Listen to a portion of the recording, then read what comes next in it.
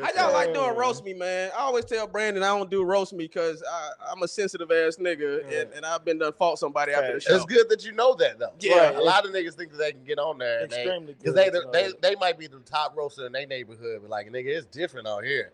It's different. It's a young man sport too. It's a young man sport. Why y'all say that? Why y'all say that? Because like it's like you taking comedy serious.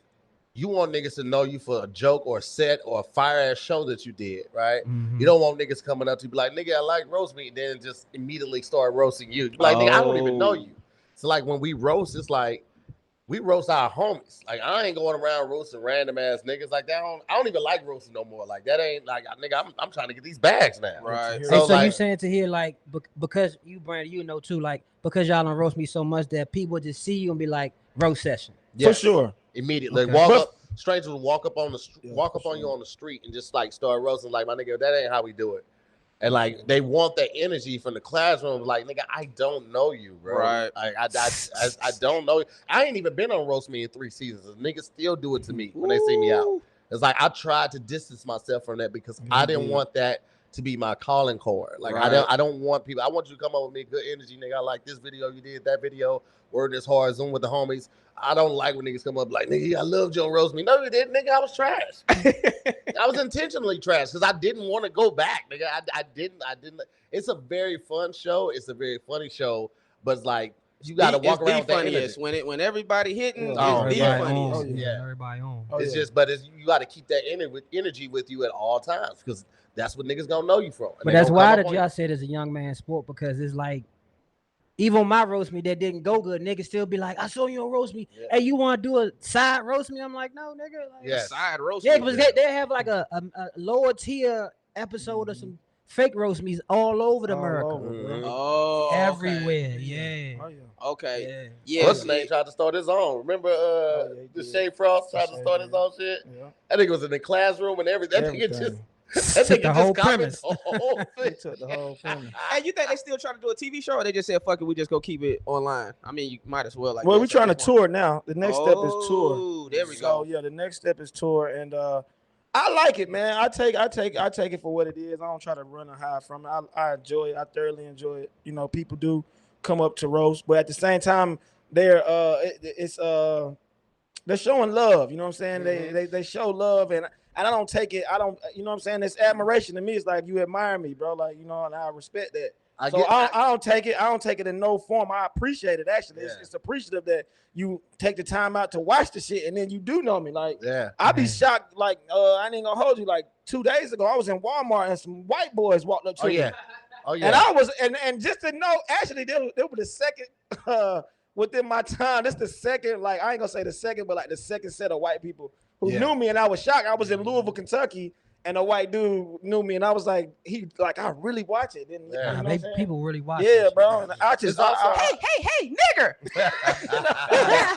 That's their roast. What you about to say to you? My bad. It's also different when you hosting though. Yeah. You know what I mean? Yeah. Like you roast, you get yours in when you start it off, and then you send people to detention, and you ain't gotta engage the same like way. Because you like the orator of this shit, like they see you so much. Yeah. You know what I'm saying? Yeah. So it's a different energy when they come to you, but like if I'm out with my family, like I'm out with my daughter shopping, we finna go get some to eat. Nigga walk up, I'm like, boy, if you don't get your little freckle face ass, you be like, hey nigga, I'm with my kid, bro. Right. Like don't do that shit, bro. Like it's a time and a place for everything, and it's ways that you can show your adoration. I appreciate them watching as well, but it's like, bro, like don't start. Like my thing is like I ain't gonna go up to goddamn me, my favorite rapper T.I. and be like, and just start rapping Rubber Man in his face, like nigga, like. I'm gonna talk to him like a man. You're a person. You know what I mean? I feel like there's always that buffer where people forget that we're real people and like just come up to us because they've seen us on these shows. Yeah. And like I always try to just lead with respect, and that's just all I be asking for is the same thing. Like you see me out, just lead with respect. Speak first. Right. Like it's the same thing in DMs when niggas be like, "Boy, you don't get your goof ass all of this shit." I'm like, "Bro, I don't even know you." He's like, "Oh, my bad, bro. I really fuck with your shit." And it's like, and I get it. It was like, my nigga, start with hello. Straight up. But but it just come with it. That it come with it. I see both sides, but on my side, I'm just like it just come with it. Like that's what I signed up for. I did what I signed up for. So you know what I'm saying? I do see Tahir's side, and that's the you know what I'm saying? That is a warranted and legit side. But on my end, I'm like, I don't even go down that path. It's like I signed up for this shit. This what I be going through. You know what I'm saying? This what I've been doing. This what I strive to do. This what I've been every episode type shit. So it come with it. So when they do it, they do it. How old are you again? 37. It's a young man's game, nigga. No, but I'm saying, how old are you? I'm 38. No, don't get me wrong. The nigga aged. Oh yeah, exceptionally fast. He got the 38 faster than the 38-year-old. I've been an old soul for a long time. The nigga got the 38 quick. I'm trying to pitch all day for Chess Channel. Like we should get Chess. Yo, this what I wanted to say. This what I wanted to say about you, bro. Who knew you were so great at creating shows, bro? And it's amazing how, I guess, having to be independent. James Davis said that on his episode. I was like, yeah, I'm independent. He said, nigga, Hollywood forces you to be independent. Yeah. But it's amazing how, because of that, all these great ideas and shows that you've been able to come up with, man. But so what sparked your interest and what made you start saying, fuck Hollywood, I'm finna do my own thing and then they could catch up to what I'm doing? Shit, a little bit of ADD, a little bit of Kev, and just getting the frustration behind waiting on Hollywood, bro. Like you don't get paid to audition. You might get something from it, but you don't get paid to do it. So you really just taking time out of your day, putting it toward a craft that you want to do and hoping something comes from it. But if it doesn't, you still got bills. Right. You get sick, you still got bills. So it's like, why? Well, at least let me try to do something on my own and see what happens. Because I'm putting all this effort into making this movie or this goddamn studio rich. Let me bet on myself a little bit. So that's how Wording Is Hard came out. Like I would fuck up words and niggas would get on my head about fucking up words. Man. So I took a weakness and flipped that bitch into a strength and made it into a show. And that's really what Wording Is Hard came from. Like I would fuck up words and then I'm laying in bed one day, me and the wife was talking and I was like, this is a show. And I wrote that shit up, I pitched it to a studio and we did that shit. And the same thing with Spelling Is Hard. And then Zooming with the Homies came from, just being locked in the house and missing my friends and shit. And like at the time, they weren't doing like the multiple people on Instagram. It was just like one person at a time. Right. So I was like, fuck it. I got a YouTube account. I got a Zoom account.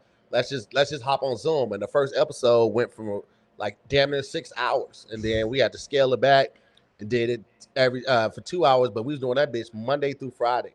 I'm booking 4 to 5 comics every day. I'm making a flyer every day, doing the promotions every day. And I linked with somebody, they started doing like promo videos for me, but like all that shit was in-house. Like I didn't have no team other than my assistant at the time. And then she started helping me out. But niggas like, why not bet on yourself? Facts. Why you stop Zooming with the Homies? Nigga, I just didn't have the bandwidth to continue it.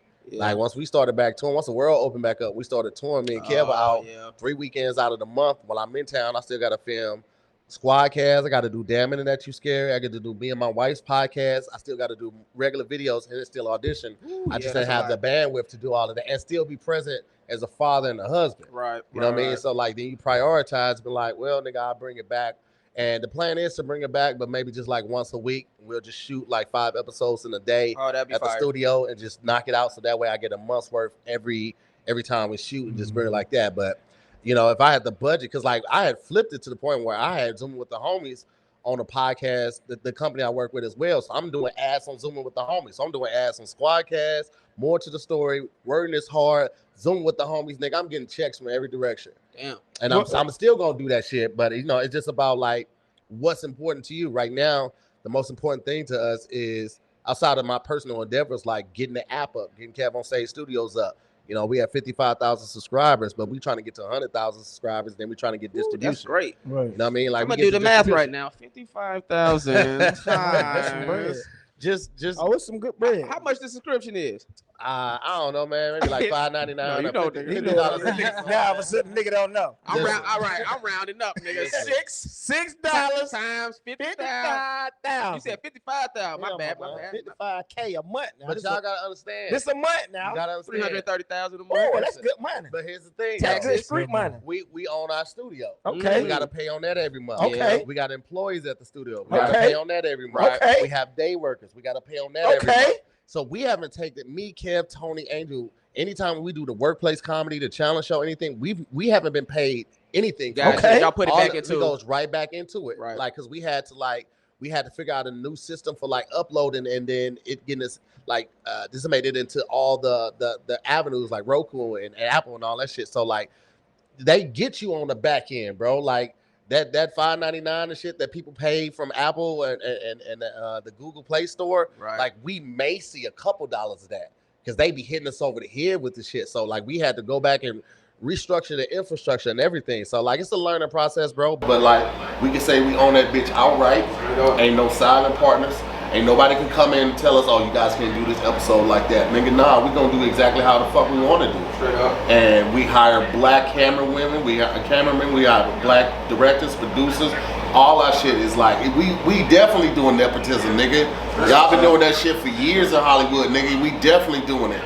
So, you know, get mad at me. Okay, my boy, who you were talking to? I don't know if he looked straight at him though. Yeah, because you gotta let them know. You gotta let them know. Oh, y'all just doing it. Yes, motherfucker. Because this shit's been going on for years. Straight up. We ain't got, you know what I'm saying? Like, you know, the goal is to get to a point where we have so many people working, we can start taking scripts. Because a lot of people hit us up like, yo, I got this project, I got this idea, I got this show. Right now, we're not taking on any outside projects because we just don't have the bandwidth to do it. Like one of the big mistakes. They got a good word in. What the word is? Bandwidth. Bandwidth. I got to start using that. That nigga used it about 6 times already. Well, that's real. That's real. You know what I'm saying? And one of the things I learned from my therapist is like, you have to know what you can do, and you have to be able to be comfortable saying no.